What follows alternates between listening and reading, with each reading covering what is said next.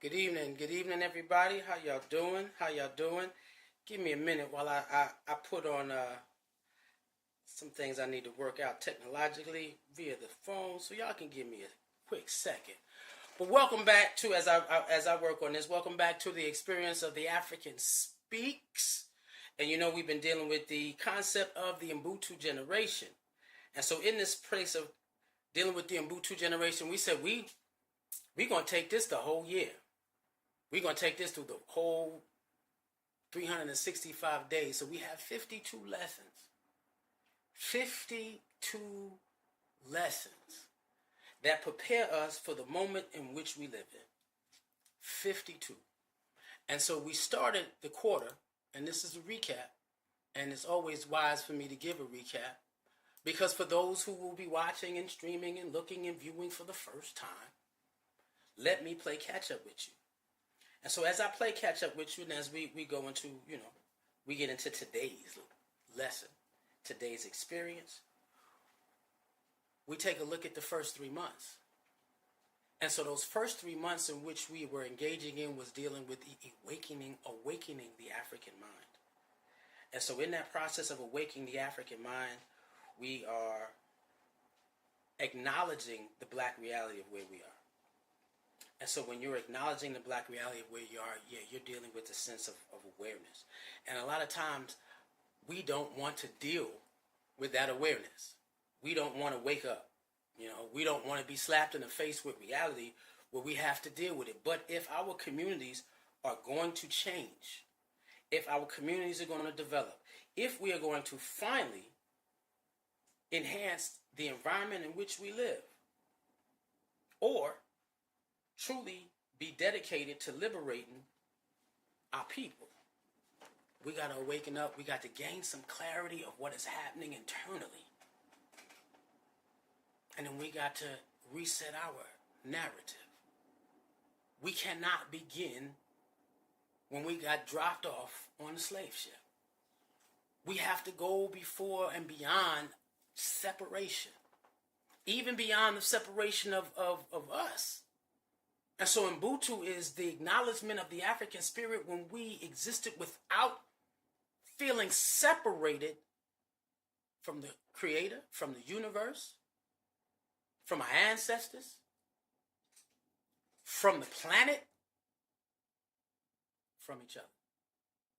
Let's reset the narrative. Who were we before the concept of separation? Who were we before colonialism? Who were we before?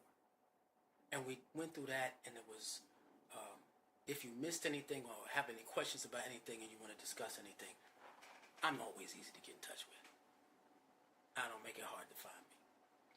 I've traveled, real talk, I've traveled the country to people's houses to sit down and have a divine experience. I've had people call me from around the country saying, hey, brother, I need some help with something, and I know that you're the one to supply it. One love for all those who did that. So if you're going through this journey of awakening and you have any questions, just ask.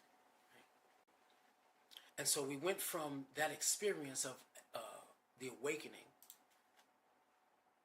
to the start of this particular season. And the next season, we're dealing with healing and reclamation.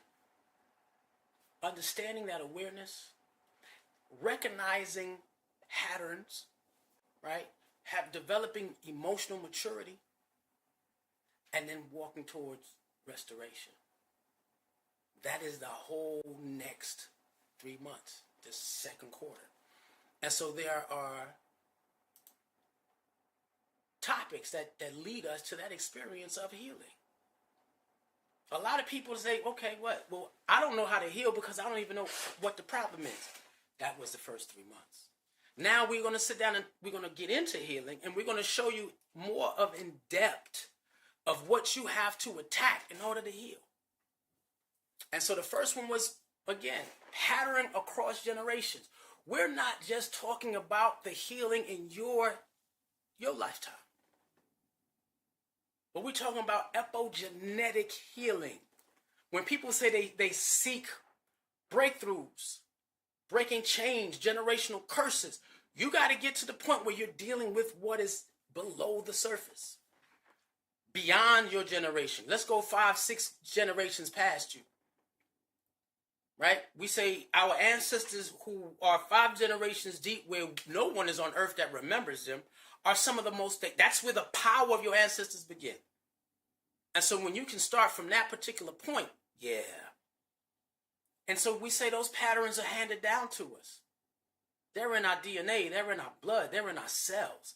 We start, there are things that were given to us that we didn't even know we picked up. We just do things in responses, and we said we have to recognize those patterns. And if we cannot recognize those patterns, there are no breakthroughs. You got to see what language of life was given to you before you learned how to speak, before you learned how to define things. You were giving information in your DNA. These last 400 years, you're functioning from 400 years of oppression. That's who you are. And sometimes we get to a place of satisfaction where, hey, I'm participating in a community that believes in the liberation of our people. But then what is your responsibility in it? So have you really dealt with the patterns where there's a breakthrough and you hear your ancestors' voices saying, I need you to lead this area or do this, where you're not being voluntold, and we'll get into that later, but you're being 100% ancestral downloads. And so we went to talk about the patterns, your behaviors, your mannerisms that are like your mama's, like your grandmama's, like your grandmama, grandma, or your Uncle Willie's. That shows you I'm in this space and I'm surviving. I'm surviving the best way I can with ways that were taught to me before I knew how to talk. The epigenetic trauma that is built in here, that not only the ones of your generation, the ones that go 5 generations deeper or back 400 years. And so then we dealt with the issue of ancestral healing. Ancestral healing. What are you healing from? It's not just your life. I have everybody who, every time I'm talking to somebody, they want to talk about what this person did, what that person did. And if you're still struggling with those things, and I understand that that's natural for you to struggle through, but if you're still struggling with those things, and you can't get to those things that are embedded in your DNA, if you spend your life only dealing with the surface issues of the things that you experienced while you were here, you can't get to the deliverance of a bloodline. You're supposed to be able to sit down and heal what is inside you, and it go generations back. And so that way, those kids that you are responsible for function from wholeness, a greater wholeness than you've ever had. And then if you have children and you're conscious and you thought you raised your kids to be conscious, yet there is nothing about who they are that is displaying the concept of deliverance, meaning that there was something missed. Not your fault, because you didn't know. But we said we're going to be dealing with what? Delivering memories within. Because when you transition, you want to transition. I had a sister Chizira said, brother, I'm dealing with so much trauma in my bloodline, epigenetic healing, that when I transition over, she said, I want to transition with my feet on the ground. I want to hit the ground running, is what she said. I want to hit the spirit flowing. I don't want to be slowed down in my spirit where I visually see. I'm cosmic energy and creative intelligence, and see what I should have become, what I should have did, what I should have achieved, what I should have healed inside myself, so I leave a generation after me better than when I left off. I'm hitting the ground running. It's going to heal through me vibrationally, and it's going to hit my daughter, her children, her grandchildren, my great-grandchildren. I'm going down the line. But that's what ancestral healing is about. That's what ancestral healing is about. And so we go to that point where we get to tonight where we're dealing with the concept of survival identity versus sovereign identity. Letting go of the fear-based selfhood or self-consciousness. And in it, you see, people are not in the place where they are living. That's not what we do. The majority of us are not living. We are maintaining versions of ourselves that was built into us as a means of survival. I'm in my survival mindset. I'm maintaining and sustaining. And it doesn't matter how old you are. Even our seasoned veterans are always supposed to be increasing in wisdom and in knowledge and in action. There's always something for you to do until you can't do no more. I remember hearing somebody raise their hand in our community meeting, and when everything was going highly technological, our older sister Ray stood up and she said, "Well, what do you want me to do?" And the answer was, "Well, you've run your race, let somebody else run theirs." Not the answer. Sorry, not the answer. Right? And that was depicted in Moses going into the mountain. But yeah, you had to deliver a life of Moses first. You had to deliver a life of Moses first, or everybody above 40 had to die. Now in this space, that's not what's happening. So we say you got to continue your growth, your journey, your development, pick up where you left off and continue feeding that, healing the ancestral wounds. Get yourself back to the point where you've healed the mother, the father, the uncle, the cousin in you that was standing on the motherland, watching a ship sail. We're going way beyond our survival. We have to understand the things that we refuse to release. And things that trapped us from actually truly experiencing that divine power. And so you see the survival identity versus the sovereign identity, and we are going to travel deeper into this thing so that you understand where you are. And even in the flyer we have it, we said, hey, fear, doubt, not enough, people pleasing, comparison, overthinking. We're going to go over all of this. That is the survival identity reacts. When you have a program that's reacting to everything external, where your plan is not a plan, a vision, and say, look, it doesn't matter what's happening around us. This is the plan that we have, and this is what we're moving toward. But if every time you wake up, you're getting a lesson on how to react to what's happening outside you, that means there has been no true sovereignty. We're still in survival mode. Black people in survival mode. When you going to stop surviving and start building? Stop being responsive and being proactive. And there's nothing wrong to respond to an enemy. But it's a problem if your enemy ain't doing nothing, you have nothing proactive that changes that reality. And so that's what we're looking at. We're going to take a look at the fact that last week we were dealing with recognizing the patterns. And a lot of people may say, I see what I do, but I still can't change. It's hard for me to change. Now that I see the pattern, how do I become the individual that functions from the highest state of self? Well, let's take a deeper look at what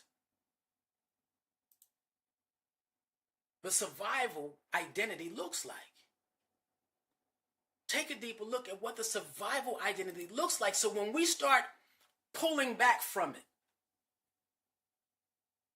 we get an idea, but we got to understand completely. And the issue is our psychological conditioning. We were declared inferior because of our skin tone.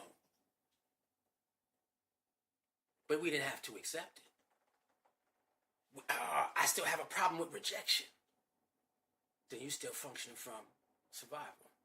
I got to, some things that I'm ashamed of, and I can't face the crowd or the masses or even myself. I can't get to my true self because of your shame, and then you're comparing yourself.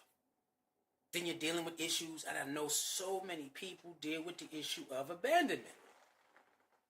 Then you're still in, look at the one under it. You're still under survival mode, dealing with a survival identity. And that particular survival mode is just issue of dealing with food, clothes, and shelter. The survival identity is everything. Survival mode is food, clothes, shelter. It is the brainwave frequency that is stressed beyond divine awareness. It's that the beta state. And you're trying to get back down. theta, gamma, delta. Yeah. And then people pleasing. Some people are here to make other people happy. And that's where we have to be, right? Where we're not functioning from our fear. We're not functioning where we're from, the patterns that we have, right? We got to move to the point where survival or our structure is created from a safe place. Now, how does fear show up in us? How does fear build inside ourselves? We have within us a divine self. Then you have the conditioned self. And in front of the conditioning, you have the face of which you are. Because you don't sit down and show people your conditioning. Right? My conditioned self is my sense of inferiority. Woo! You got that face on. What people repeat to survive. How they make you believe, how you make other people believe you are versus who you really think you are, feel you are. You have your divine self, your conditioned self, then the face. In corporate America, they call it code switching. You switch your code now, even though you switch off to be the face of what corporate America wants. When you take that corporate America face and that corporate America voice off, you got that other face that is in front of your conditioned self. Where you don't, you can seem happy, but you're not. You can seem depressed, that you're not. I mean, you're depressed or happy, you're not depressed. How that works. You're hiding your depression. There we go. And that's the part you have to get to. Being able to identify your false self.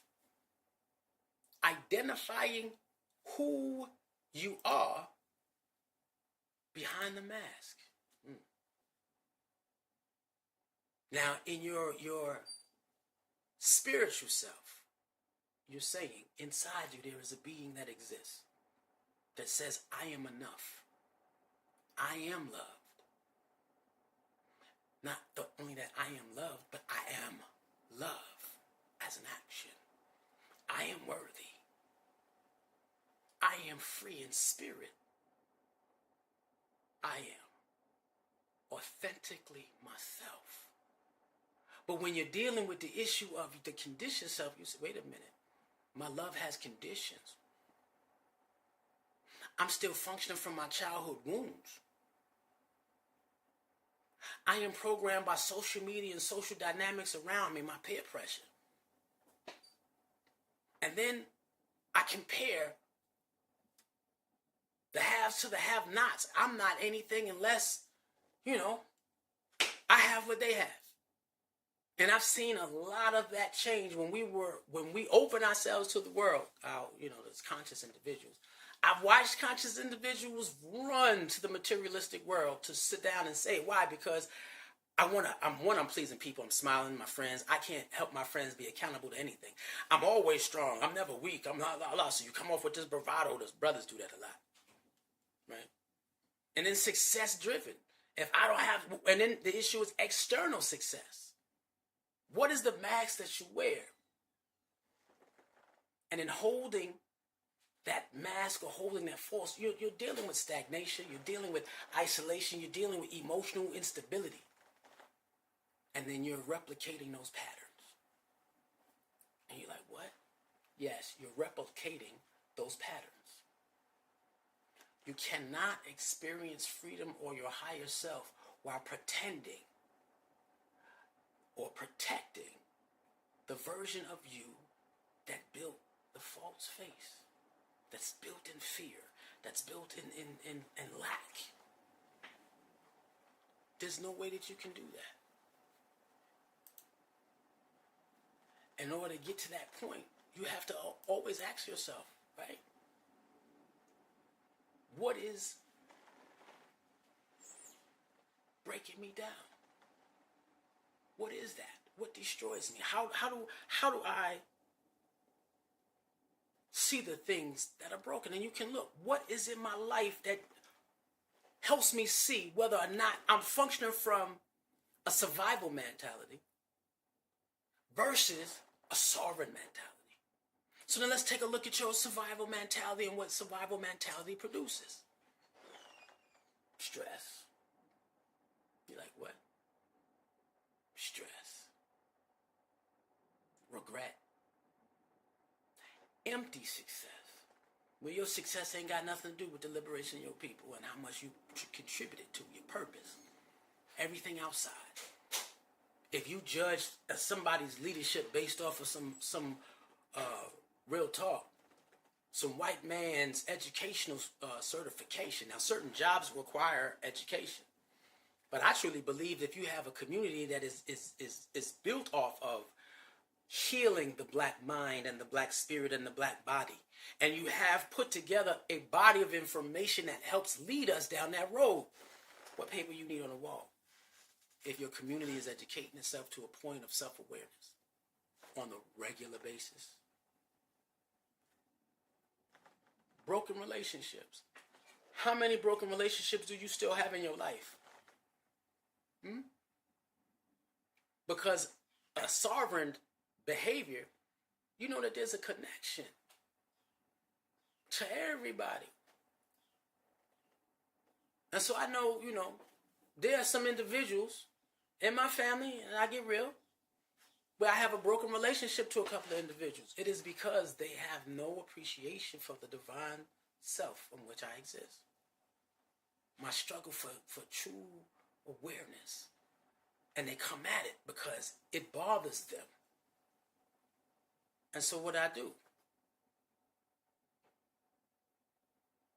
when you are ready to interact with me from the place in which I stand in self-awareness, my door's open. So it doesn't mean that relationship is broken. That relationship has a chance to grow if that individual can respect it. But then if you got broken relationships and you can find a way and you sit in isolation and I don't like my family and I'm always going to try to not be around I tell them, I say, y'all want to meet me? Come where I'm always at. I'm always in the community. We open our arms to welcome you. Can't wait to talk to you. Let's talk. And when we talk, if you call me, I don't want to talk about the parakeet. I want to talk about your cat. Let's talk about your development. Let's talk about your growth. Let's talk about your awareness, your purposes. Let us really connect. But when you're in survival mode, when you're dealing with that spiritual disconnection, when you can't even talk about you African, when you can't embrace your own heritage and your own culture, that is a spiritual amnesia, spiritual disconnection. You don't know who you are, nor whose you are. And I had that experience this week, and I'm not going to mention it because one love to my little brother Omar. Peaceful journey to you. One love Hassan. One love Khalid. One love Ms. Bennett. We lost somebody. And I watched the community gather around him, not functioning from a spiritual connection of who we are and who we grown to be, right? And so when you have that and you can't acknowledge who you are spiritually, you're living from your survival mindset. And that's the part we got to let go of. And so we let go of it and we struggle. So now you got the survival identity. That false and fake you that you put on to the world and you have not even declared. You ain't even dealing with your conditioned self. It's okay, I'm scared. You can't tell people you scared. Why? Your face on. You can't tell people you depressed. Why? Your face on. You can't tell people you isolated and lonely. Why? Your face on. Ain't that something? That's survival. And that's not where we should be. That's not what builds community. Functioning from community with your face on. Take it off. When you take it off and you start digging, the other half that is waiting for you, that is buried deep inside of you, the kingdom of God is within you. And inside you there is a divine being asking to be let out, set free, to be able to function from a state of wholeness. And when you get there,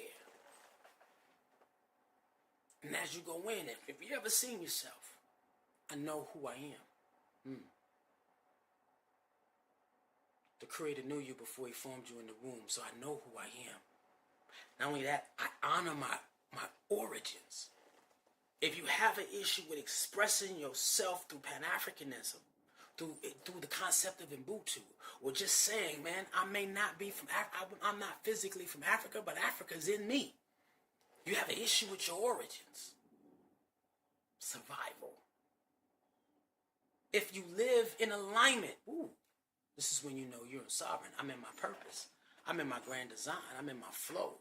I'm governed by the direction of my ancestors and the Creator. You know, you're sovereign. When you are your own narrative. Your narrative doesn't start with slavery, and it doesn't start with your family. It starts before that. You own your own narrative. You write your own story. Not out of your ego, but out of connection to your people. You create your reality. Why? Because you've been given a vision of who you are, whose you are, and why you're here. And so you have to create that reality. You stand for that. And in that space, you really can't be voluntold. You have certain individuals who are there to support the think tank, the visionaries. But then there's some things that are so creative that only you came up with them, and that only you can produce. And you don't let anybody slow you down from that. And of course, it's something that benefits the community. And then, of course, you serve a higher purpose. This is the sovereign state. You know the difference between survival, sovereignty, survival, sovereignty. When you start recognizing your patterns, that's when it's up to you to make the difference. Now, in this space, you say to yourself, clearly, I release my fear. There's a required surrender. You have to release your fear. You have to, and surrender is not weakness. You got to let go your weakness. What you believe is your weakness. Let's say that. You have to let go what you believe is your weakness. You cannot become who you are called to be if you're still holding who you be. You can't be go into who you called to be if you sit now walk into it with the same thinking, the same framework, the same understanding as you used to have. No, it's got to increase. Surrender is a choice. It's a choice to let go of everything that you know. And sometimes that's scary. That's not for the faint of heart. Let's get that. That is definitely not for the faint of heart. Going from I release fear, well, I'm scared. I choose truth.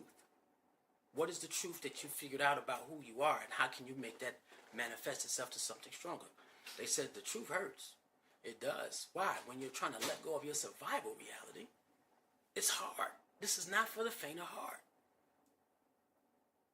But when you see the 400 years of oppression into creating a colonized mentality, now you're trying to get into a sovereign mentality. And even those who are going to, quote unquote, the building of church every Sunday are still colonized. Because you're learning from a colonized faith. Or the interpretation of a colonized faith. Right? Because Christianity is not colonized if you take it back to its original origin.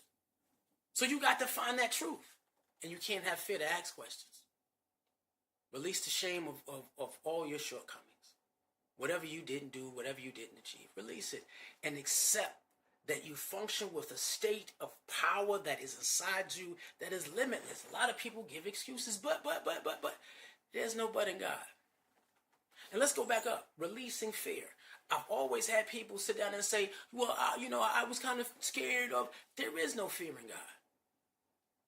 God puts that little anxiety in you for you to call on the Most High and the power within even more. That is that signal that says, oh, I got to tap in. I got to tap in. I got to grow. I got to go. I got to flow because this can't stop me. Then the issue is releasing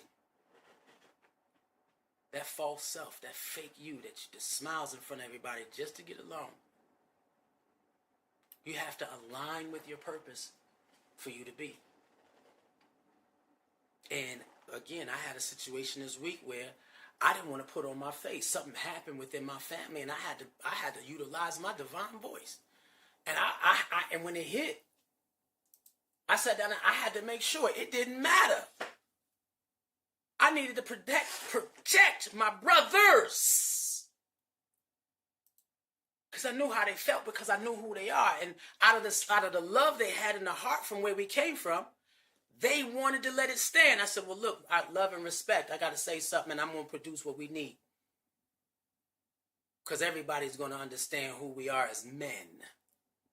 Not as males in a conditioned society, but men who are divinely aligned and have that understanding built inside us and share it with each other.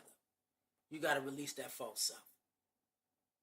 Then you have to, at the end of releasing all those, you got to release that survival identity. You got to sit down, and I remember a phase in time where the Creator put me in an experience where I didn't know where my next meal was coming from. And I've had several situations in my life where I hit that point. I didn't know where my next meal was coming from. And I had to get to a point straight up where I didn't worry about it. I had to live from my sovereign identity. God is going to take care of everything about me. I'm going to just continue being, doing, serving, becoming. And when it's time for me to eat, I'm going to eat. And so I would take those times or those days as scenarios where I need to fast, that's all. He's asking me to fast, so I'm going to, the Most High is asking me to fast, so guess what? I'm going to fast. I have another brother say, did you ever go outside to sit down and share your awareness with somebody, and you ain't got a lick of money, and you say, God, have somebody bring me some lunch while I'm out here walking the mall talking to the black folk? And I had a brother who was, he would always talk about it. We'd go out to one of the malls around the area, and not only would they buy him something to eat, he said, man, brother, I got these new shoes. He would brag on the blessings that he would get. And I said, yeah, I used to be in that. I said, when I used to be a full-time missionary traveling the world, or the country, raising money for this, the largest black-owned farm in the United States. Yeah. I used to walk into a restaurant, and I would look at my crew and say, yo, y'all ready to get some free food? What are you going to do? I'm going to let the God in me out. And everybody in here, no matter race, color, or form, they're going to feel the power of the God within me. And we all eating. And I would at first do it at Subways. And everybody, we go in there, line up, get a sandwich. And I'm sitting there talking to the manager, talking to the people, everybody laughing. They saying, where are you from? And I'm telling them what we're doing. And it's like, your meal is on me.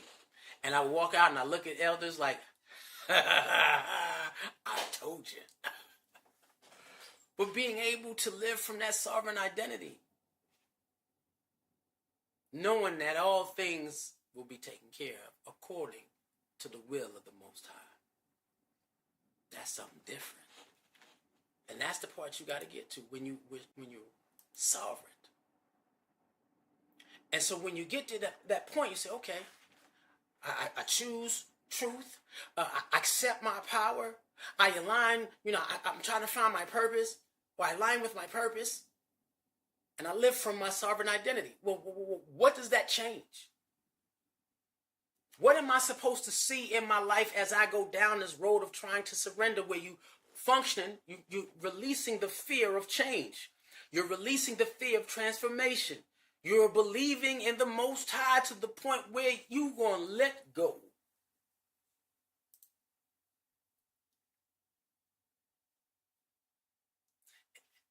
Sister said, oh, I see you, Fahamivu. There is none but God.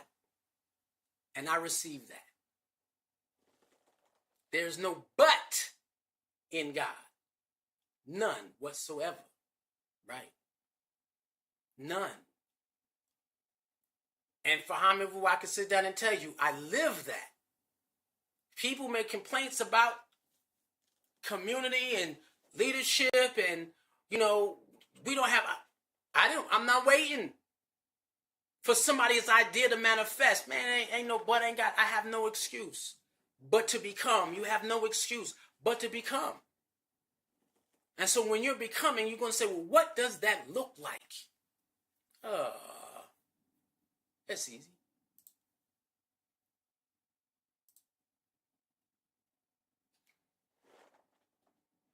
It looks like you begin to switch and you're no longer just surviving, just making it day to day. You actually lead your life. You wake up with an intent. You wake up on purpose. You wake up in truth. You wake up on your terms. And there is a ritual every morning that you do. You set your intentions for the day. And you claim it with your ancestors. And you go out of your door as though you know those things are going to happen. That's the first thing. You gain clarity. You know who you are and where you're going. Set your intent. Then you move into you're slowly pulled into your purpose. Things that you knew didn't serve your purpose is easily drop off. Your inner will to move from that develops and grows. You move with meaning and direction, not just floating, you're not just here, and you're not waiting. Then your relationships shift. What? You attract alignment and not attention. And I see a bunch of people still trying to attract attention. That's not what you seek. You seek alignment. God will bring you those who are supposed to pay attention to what you're aligned to accomplish. Then you stand in freedom. You make choices from your alignment, not your survival. People, I got to move close to my job. Why? Because it makes it easy to get. You surviving. I need to stay in place to give my child roots in the community in which serves us better spiritually. And if she has to go to school far away, guess what? I'm going to get up and get her there. But our home is where we build roots. Your impact, you contribute to from your overflow. Let's say that. Your impact to the environment around you, you contribute from your overflow. My cup runneth over, and as it runs over, I give you that. Not my emptiness. You don't contribute from your lack or from an obligation that I have to do this. That ain't real contributions. Nobody is done under the wrong spirit. You get everything from my state of gratitude and my overflow of my skills, my sense of self, wisdom, everything. My energy just flows. Somebody said, brother, aren't you tired? And the sister said, that ain't something that you need to be asking him. Because if it's a part of his grand design, he switches his gears. And I started realizing that people around my community see me. Your creativity is unmatched. Your ideas flow from truth and not fear. It just comes straight out of you. And you're not nervous about, I don't know what if I should do that. Huh? God just gave you that. Your ancestors just gave you that. You just tapped into some wisdom. They sent it to you, gave you a mission. And you question it? No. Get it done. When you have that inspiration to say, I got an idea, get it done. And then you walk in a particular confidence. You walk up, you speak, and you lead with self-trust because you're tapped into the divine being within. These are the changes that you make when you sit down and say, I'm going to move away from my survival and away from my fear-based reality into that sovereignty experience. This is what Garvey was trying to get us to do and become. Function from your sovereignty. And then you have those internal blessings. Yeah. That state where you become wealthy from within. You become wealthy from inside you. That wealth looks like peace. Now, and it's just a deep calm that nothing can shake. And I said, I can tell you honestly, that's the one I'm still working on. Because there are individuals who can really, really test my peace. But then they're showing me what I don't have control of. And it's telling me, you got to go deeper, IJ. And I'm like, peace. And I respect that test. And y'all keep bringing that to me until I overcome it. Then you're dealing with clarity. You see life with a clear vision and inner knowing. Not a faith, not a belief, but a knowing that I am being guided. It's in my bones. You can't shake me from this. So when an idea comes, I know what I'm supposed to produce. The next thing I do is say, okay, Pops, what equation are you giving me around my life to fulfill this? You gave me clarity on what I'm supposed to do. Help me organize. Help me produce. Help me live in completion. Then you have that joy. A quiet, long-lasting joy that comes from inside you. People seek external. When you're still seeking external validations to be happy, problem. That's not a sovereign individual. That's when that person is trying to get you. Come behind my mask with me and let's do this so that I feel happy. No. Process your sadness. Only for one day, though. Only one day. I was listening to Ty Tribbett. And it got me. Because I've been mourning the loss of my brother for a while now. He left on Easter Sunday. Yeah. One love, peaceful journey, Umar. And I'm feeling it. And I couldn't express it to my family. But I said I'm going to tap in a way where, when I checked his mathematics and the power on the day in which he left, I did an African ritual. The flame on the candle was burning bright. I said, yeah. Then he tapped me on my shoulder and said, I need you to do something for me. I need you to create an image of me that everybody's going to remember. And I sat down and I was in my tears because I felt his presence say, yo, bro, big bro, look out for me this last time. I left when I was 18, so I didn't get to watch him grow up. But I need you, man. Look out for me. And I did. And man, the joy that came behind that, powerful. I see you, Fahamivu, saying, I have no excuses but to become. Fahamivu, you got 3 generations in the journey. Not only do you have no excuses to become, but you putting stops on yourself will put stops on your children. Real talk. Let loose and be. And show them that it's okay to let loose and be. No restrictions. Then in that space, the next thing, the internal blessings is self-awareness. Knowing the value because you know who you are. Now, a lot of people do things that they know they have no business doing. That is not sovereignty. That's ego. This is not a gift that you were given, but you choose to do it. Wait a minute. And I don't know what it is when somebody gives somebody a job to do with inside an environment that we're supposed to liberate, and they have no skill set for it. And have no passion for it. That is not self-worth or self-awareness. I don't know what that is. I don't know what that is. But that sovereign identity, you can see internal blessings, and you need to be able to sit down and say, if you see it with inside yourself, you should be able to pick it out in others and know where they should be. Hey, what I did, and even just ask them. What do you have inside you that you feel like you're being called to produce? And then there's this place of gratitude where you don't live in lack. You live in appreciation. Whatever you don't have, you're not supposed to have it until you are worthy of having it. And so you're grateful for every day. Told y'all, those days that I lived where I was like, no, I guess I'm supposed to fast. Man, please. Now, every weekend I'm feeding children. So I went not being able to feed myself to feeding. If y'all come out on Saturday, we eat.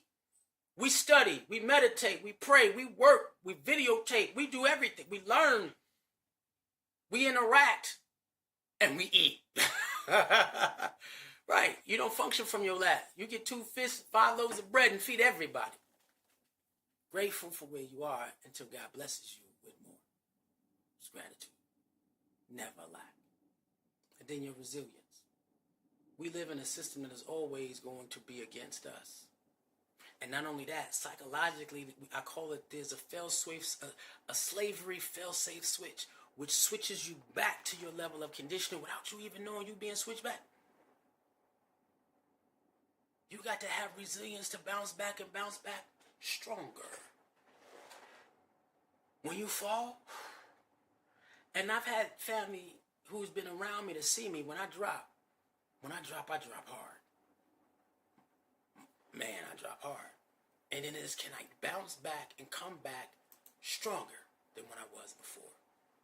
This is the internal blessings that you see when you are switched from that survival mode to that sovereignty mode. The Creator will give you all the tools you need to make it happen. Now your external life, your purpose-driven work, you don't just exist in the world, you shape it. You don't just exist in this world if you're truly sovereign. You shape it. You don't just sit in your seat and wait for leadership to tell you what to do. No, you get up and work. If there's something lacking and you see something lacking and you have the skill set to do it, then you get up to do it. You shape the world that you seek. That's why I developed my presence online.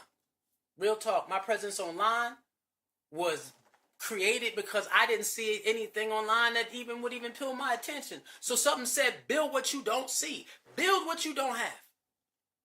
And I felt like a lot of times that people were stifling my voice. You believe that? The African gonna speak, whether you give me a platform to speak or not. I'm going to shape it. And what I do will align with what we say in my community. There's nothing more sacred than the liberation of black people. So everything I'm going to do is going to shape that. Not one thing is going to not shape that. Then you have your purpose-driven work. That's what I'm doing. Brother Keebland is a powerful beast. Wait till y'all see what we create. Man, these kids are they doing their great things. These kids are blowing. Pan-African Kids Council on the way. Be ready. Be ready. Then you have leadership and influence. You change where wait a minute, I'm being used to pull people into a sovereign lifestyle. I'm being used to be the voice of the Creator for my people. I'm being used for something other than the satisfaction of my own individual needs. You lead with authority. Why? The authority of the kingdom and the power of God within you. And you're inspired without external forces. Brother, ain't nobody asking you to do this. Yeah, they are. My ancestors. You just don't hear them. You just can't hear them. And when they tell me to do something, and I get that tap on the shoulder in the middle of the night, yo, I need you to do this. It's done. I ain't even questioning it. Your leadership and influence, is inspired from something internal. Respect and recognition. What? Now, those who are supposed to see, those with eyes to hear and ears to see will get it. Then you're dealing with your temple, your body. I'm not going to lie if I don't tell you I fight high blood pressure with no medication. People, when I check it, time to rest, relax, meditate. I got to take care of the temple in which I was given because I'm pushing it too far. And I got to learn in that one right there. The battle is not mine. It's the Creator's. And so when I need to take a break, he's like, okay, you not 100% me, because the Creator doesn't need to sleep. My body does. My consciousness never does. My consciousness, which your mind don't shut off. My body does. But I will wake up from that rest, not only rejuvenated physically, but in tons of insight. And now, I'm flowing. I'd raise my daughter. Daddy, I don't want to do homework. Why? Because I'm tired. Okay. Can you wake up in the spirit of the Most High and get the job done before you get to school? Because if you walk in that classroom without your work done, you're in trouble. Can you handle that? Yes. You gonna get up early? Yes. Hey, let's turn the cartoons on and go to sleep. Real talk. And she does it every time, even now in her older age.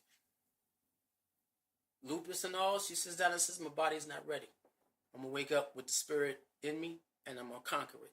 She does it all the time. Never miss a mark. Right? It's not the fact that you force yourself. It's the spirit in which you accomplish the journey. Legacy and impact. You begin to build things that will continue generations after you. That triggered something in me when I studied that. I said, okay, now I understand what's happening within me and outside me. Freedom and mobility. You move through life on your own terms without limits. There are no limits. People telling me, oh, brother, this is who you are. Who are you telling? And who you talking to? Don't you ever put a limit on RJ. Don't you ever put a limit on the African. If I tell you that I can handle it, step back and let me do it. And then if I ever fail you, then you tell me I fail when I do, if I ever do. Other than that, you can't volunteer me. But if I say I got this, I got this. And I'm going to show you. I always say it. I'll show you better than I can tell you. Why? Because I'm being led from internal forces that will never let me down. And then your relationships are stronger. Yes, the spirit in which you conquer the journey. I see you, Farmez-vous. She rocking with us tonight, y'all. And if y'all feel up to it, find one of those. She's coming from Facebook, but it's a public page.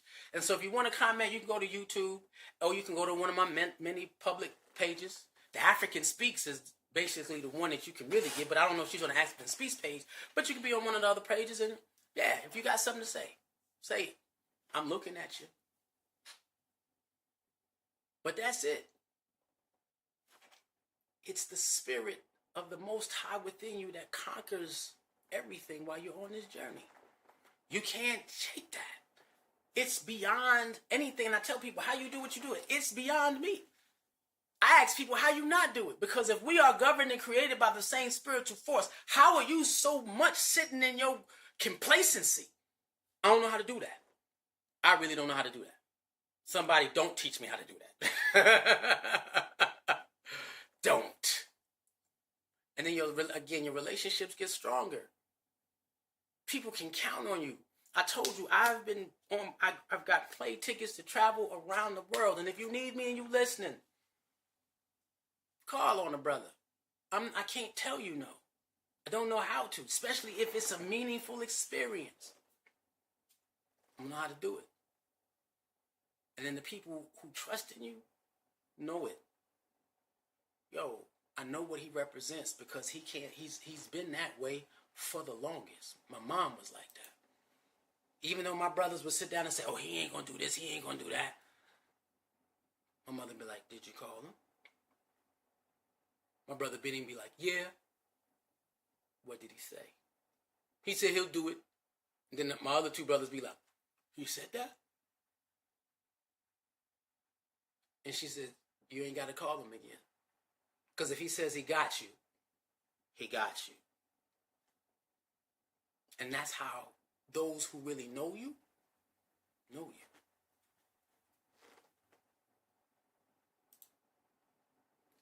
And then you have that relationship transformation. Again, this process is not just, it doesn't just improve who you are. It transforms you to your highest state. It's a journey. And I see I'm rocking, hitting the time, but we flowing with this one, y'all. This might be a little extra time, and I appreciate y'all and your patience, because we're going to flow with this one. Your relationships transform. And a lot of people say, well, I'm going to drop this person because this person ain't good and I could do bad by myself. No, that ain't daggone sovereignty. That's still stupidity and ego. Because if you elevate to a higher level of consciousness and individuals come towards you, your elevation is supposed to vibrate at a frequency that helps them transform into who they're called to be. We will never be a community if we're always kicking people out. I don't kick people out. But if you come around me, not me come around you, but if you come around me in my zone, in my space, in my consciousness levels that I can control and manipulate, I'm not coming to your barbecue where you're smoking and drinking, because a brother like me don't belong in that space. I don't need to be around you when you're drunk. If I drink, I don't drink. So if I drunk, then maybe, but I don't do that. I don't smoke, so I don't do that. I'm not coming to get in contact. One love, OV. They used to hang around me when we used to be in the building. And they used to hit. I never smoked, but they laugh at me because, and before I understood what a contact was, they said, it's okay, bro. Yeah. You're going to get a contact, though. I'm remembering those days. And I would leave because when I found out what a contact was, I'm like, when it hit it, I'm out. I'm out. But in relationships, they transform individuals that vibrate. And I can sit down and say that I thanked my big brother. And he didn't understand it. And Hassan, if you're watching, I sit down and I'll say it again in live. When you transform from the slave name to Hassan and told me I couldn't call you that no more, I had to call you Hassan. Trust me, man, I don't want to get emotional. My life journey was to understand what that meant. Then somebody put a Malcolm X book in my hand in the 10th grade. And I chose not to read it until my freshman year in high school because they said this is going to change your life. I didn't want my life changed because I liked who I was. I loved my survival mode mentality. But man, when that consciousness started hitting, man, it tasted good. And so my relationships began to transform from that. Meaning that you learn how to love where love is real. You're not attracting somebody from your pain. You're attracting somebody from your wholeness. Not from your horrors. Not from your wounds. But from the divinity in you. And even if that person is broken, that person comes to you to be healed. They're not coming to stay broken. They're coming to fight with you.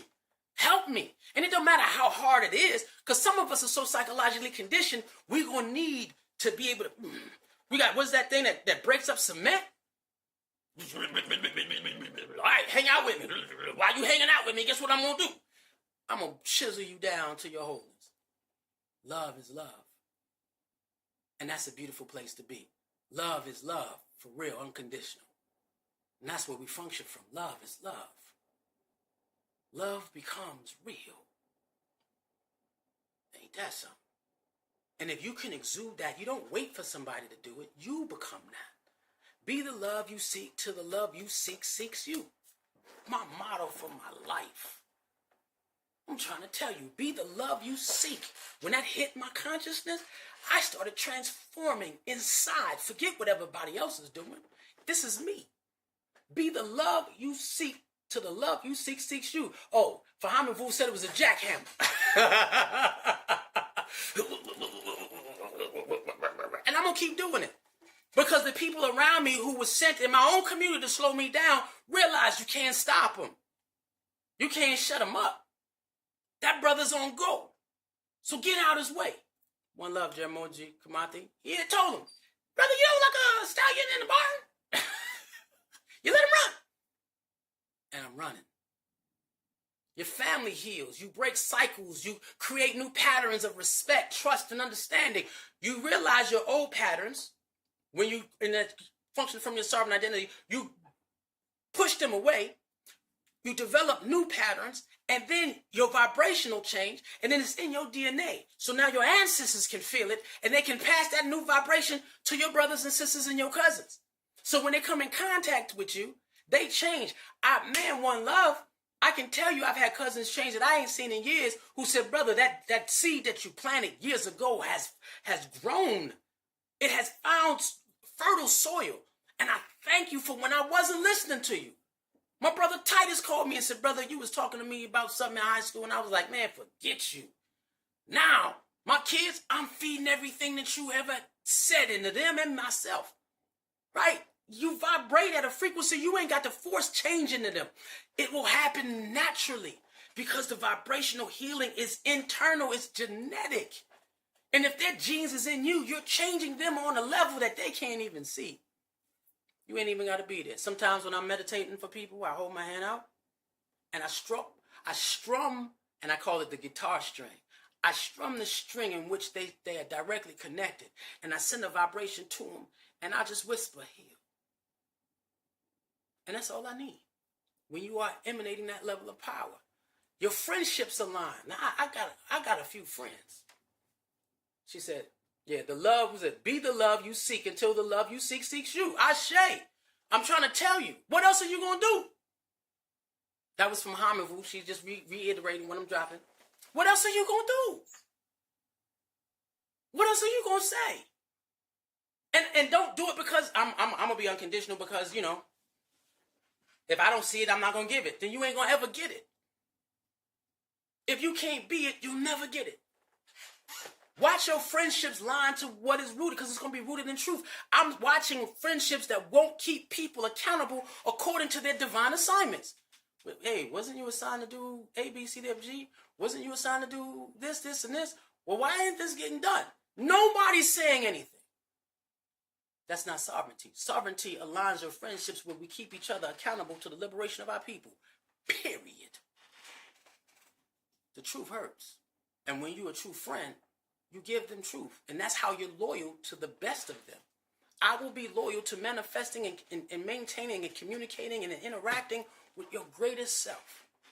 Don't get mad at me when I get hard. Somebody, brother, you kind of hard. I know. I know. But how about this? So what? It's out of love that I address the conditioned self or the slave in you. I'm not going to let that thing get by me. Forget that. Mediocrity don't work here. We're supposed to be the people who created humanity, and we are supposed to be responsible for revitalizing humanity. Why am I stopping? Communication transforms. You speak from truth and you listen from presence. Misunderstandings fade. Connections deepen. And so I'm always telling people, look, I understand what you're saying, but what you're saying ain't doing anything to help this process of liberation manifest itself quicker. You want me to understand your pain. You want me to understand your wounds. You want me to understand your hurt. You want me to understand your inadequacies, your insecurities. Nah. Let's be clear. I'm here to help you and you here to help me. I'm going to stand for you, you stand for me. I'm going to speak from love and you speak from love too. And when I need hard love, don't be afraid to give it. And I appreciate that. Real talk, there are two people in my church community right now that if I'm streaming and my stream quality sucks, call me and put your foot in. I told him, I said, I had a brother. You know, I don't want to put him on Front Street. He's in Houston, Texas, right? He has his own organization. For those in my community who know, you know. And I called him, I said, brother, man, yo, the quality in which you producing is so subpar for what black people need. Stop until you figure it out. Brother, what are you trying to say to me? I said, what you saying? Black excellence. Stop tripping. I'm not saying nothing wrong. Stop tripping. And so he was like, okay. And we still rock. We still interact. We still talk. Loving the life. Right? And then you become a bridge. Why? Because you're transforming. Your healing helps others heal. Your growth creates ripples effect. You become a bridge for those to walk across to find the divine kingdom of God within inside themselves, the divine presence of the source, their ancestral connection. They realize they limitless abilities. You're the bridge for that. You open the door. My first divination, the brother started laughing and said, "Do you understand who you are?" And I sat there like this. Why? Because I just let it be. And then he started laughing by himself. Because he was talking to my ancestors and they was like, "You understand, brother, you got a job to do." And they said, "You hear them, but you got to respond faster." Duck. As soon as before the K off the duck hit, you got to be down. What? I just wanted to see how fast you was going to move. Because they can't give you, if you can't sit down and move with them. So you become a bridge and you start bringing people to heal and they start moving with you. They start interacting with you. That's what sovereignty feels like. But if you got somebody and you speaking and preaching and you interacting every day with your own people and ain't nothing happening, it ain't about them. That means there's sovereignty in you that needs to be expressed even more so that way when you stand up, your vibrational energy goes across and they feel it. You ever walk in a room and you turn everybody's head because you walked in it? You're a bridge for something. Own that. Own that. And then you say, ooh. We always say that this thing is fatherhood. Fatherhood changes. Motherhood evolves. And it is about helping that child stay connected. So now when you sit down and you talk about parenthood, or we're going to say fatherhood and motherhood, right? And you're raising a child. A lot of us raise our children in our own fears, and I've had that happen, in my household. We're raising our children in our own fears and our own doubts and our own issues, and we don't know we're killing our kids. But when you're sovereign, you lead from the understanding that I have to be conditioned as an adult. If you have to be deconditioned as an adult. But as children, you don't decondition a child. You have to form them to understand how to access the kingdom and the power within from beginning. Don't ever begin to teach them from your doubts, fears, or disconnection. Because it's spiritual. They'll get it. I always tell people, what is the spirit that your children is picking up that you ain't teaching? That's genetic. Again, those patterns, they're watching. But it becomes that parenthood evolves and it comes out and you lead with presence, patience, and purpose, not pressure. I mean, how many sisters have been punching their kids in the arm or hitting them? But it's I ain't scared to punch a kid in the arm, but you got the guide and know when they're being formed by the world and not formed by the kingdom within. And then sisterhood and brotherhood deepens. Why? Because you're looking in the eyes of individuals who are like you. You connect with men or you connect with women who challenge, support, and elevate you. And so even if you're not challenging, support, and they can't elevate you, guess what? Do you challenge? Do you support? Do you elevate the sisters or the brothers that are around you? Now, sometimes, and I will sit down and say it, they'll leave you. Why? Because they can't keep up. They refuse to be working that hard at experiencing the divine self. You will get a lot of people like that. I have a lot of people tell me that, brother, you go hard. I'm not on that level.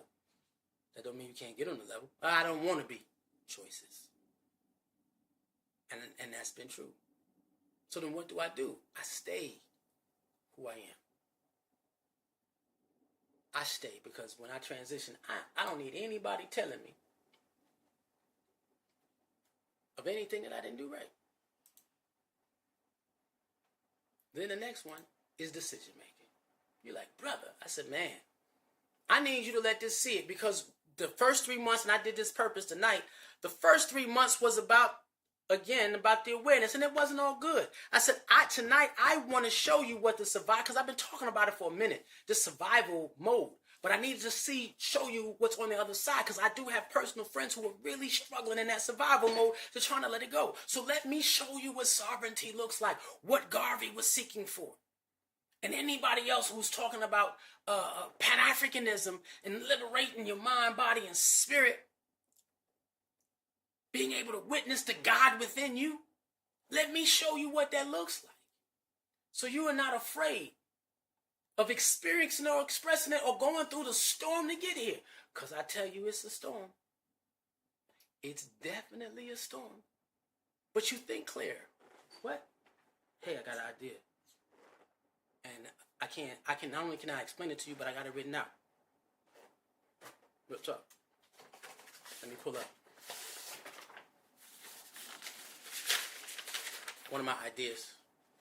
And I sit down and I sit here, and before I actually put the work in graphic-wise, I put it down stage by stage, step by step.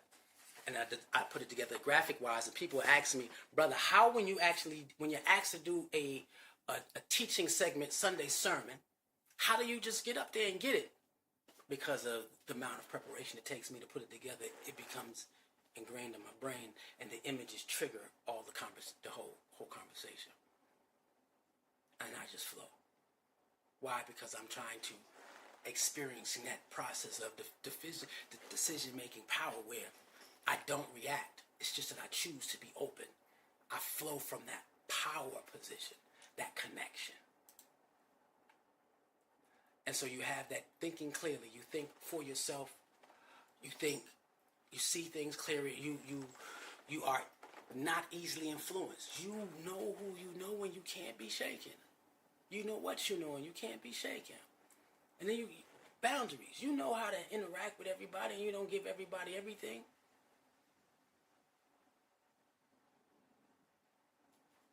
You say yes to what aligns you and walk away to what drains you. I'm going to say it again. You say yes to what aligns and walk away to what drains. And because some people come to drain. I didn't say you cut people off. You keep moving and let them play catch up. Long-term vision, decision making. You can think beyond the moment and you build with purpose. If things are not working out fine, that's okay. But do you see what's coming? I do. Because now you're not reacting. You're choosing. When you're in that space in decision making, no fear. You're not pleasing. It's not short comfort. It's not about disconnection. It's not about regret. It's courage. It's authenticity. It's long-term growth, alignment, freedom. You see it.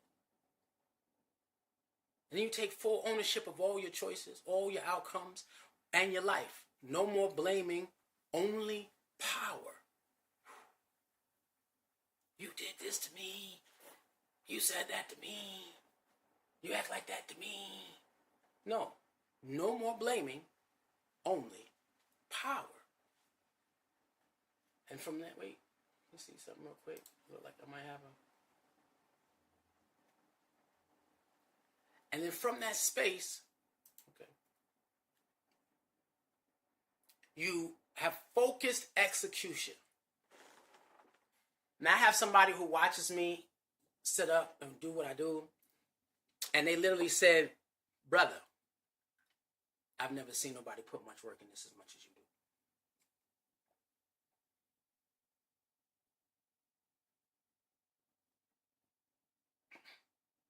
You are who you say you are.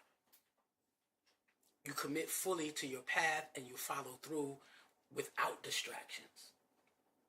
Something may distract you. The issue is maybe the universe sent that to you just to see if you can hold yourself through to accomplish what you set to accomplish so that you can you get what you're going to get. You achieve what you're going to achieve. Maybe that happens. Right? Maybe that manifests.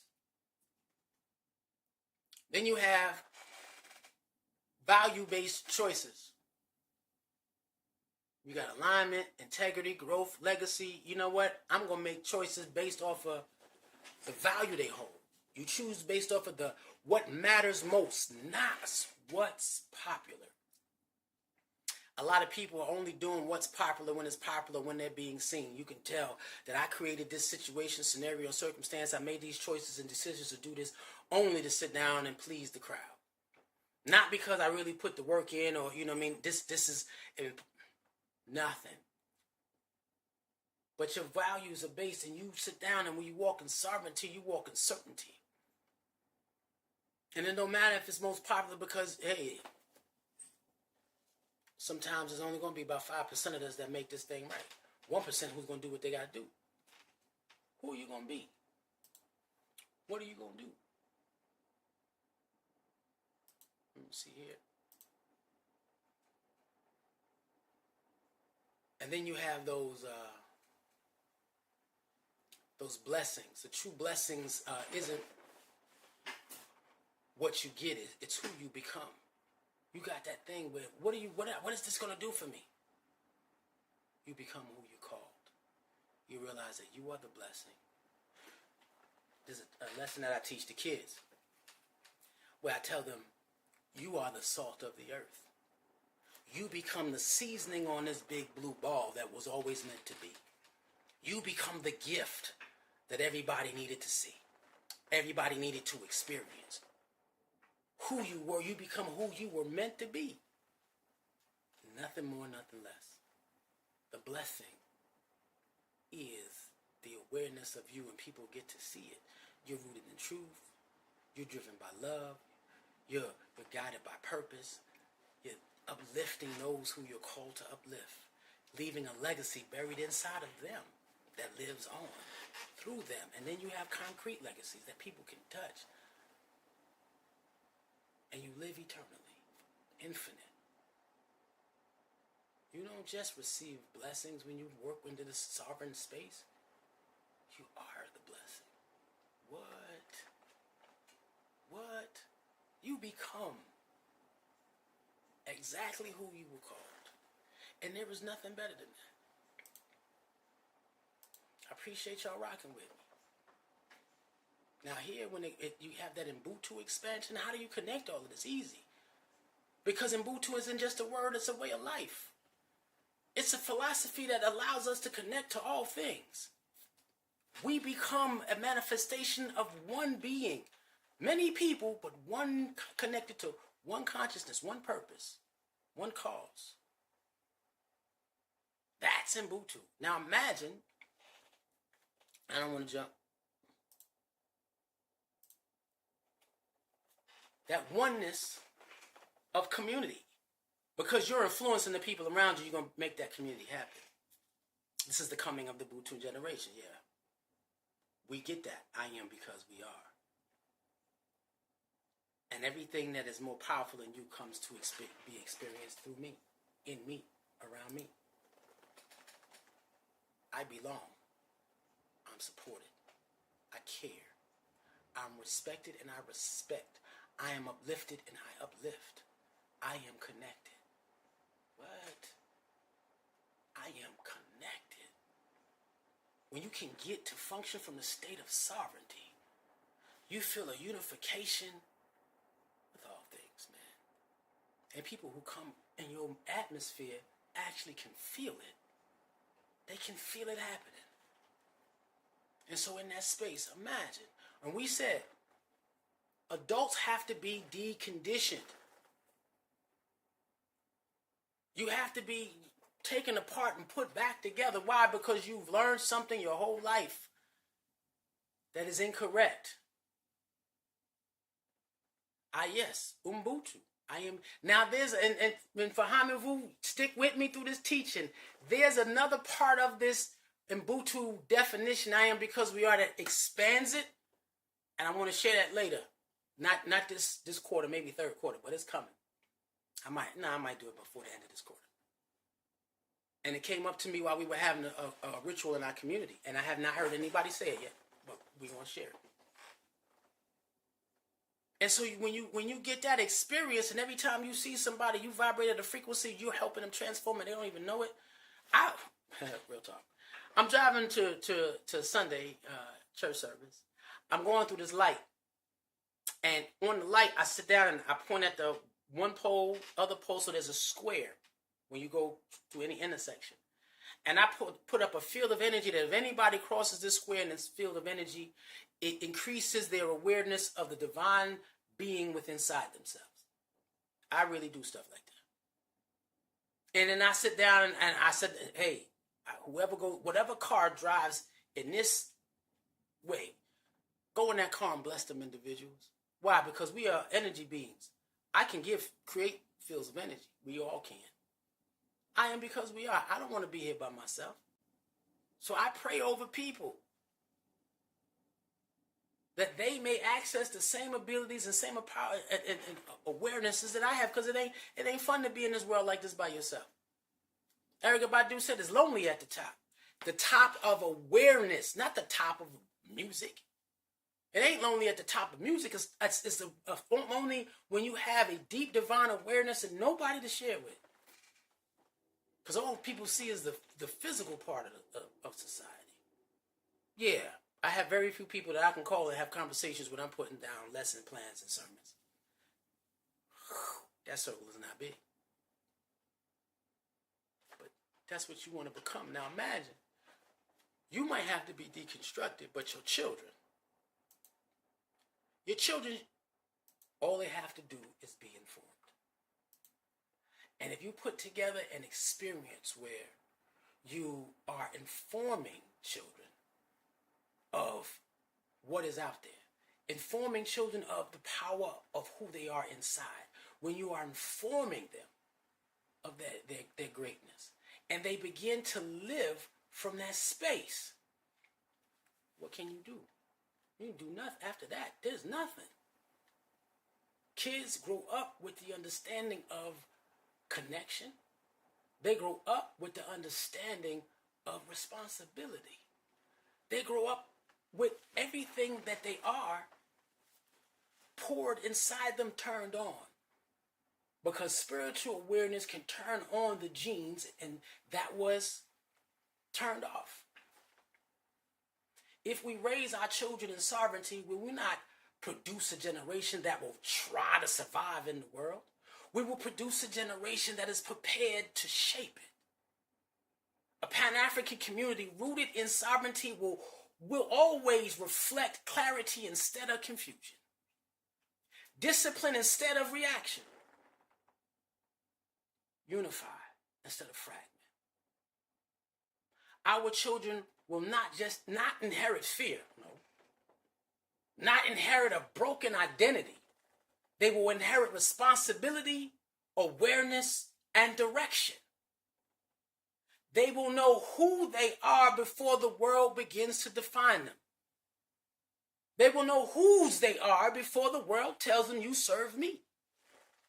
And they will learn responsibility to maintain what we are creating with them and for them. And if that hasn't happened and there's a generation missing, and that's a reflection on the teachings. Don't get mad at me. And from that knowing that we give them, where they are completely informed, they will build families that are stable, institutions that are intentional, and communities that are self-sustaining. They are not just being raised here at Rutherford Keepland. We're not even focused on that. I don't just raise kids. This is about restoring a people. I'm not just trying to make you get from 8 to 18. I'm getting you to sit down and say, I am a manifestation of the change that my people seek. This is about restoring a people. Because when a generation is raised in sovereignty, the future is no longer uncertain. It's no longer uncertain. The future is designed. It is crafted. It is shaped by the minds who grew up believing they are limitless. That's what we do.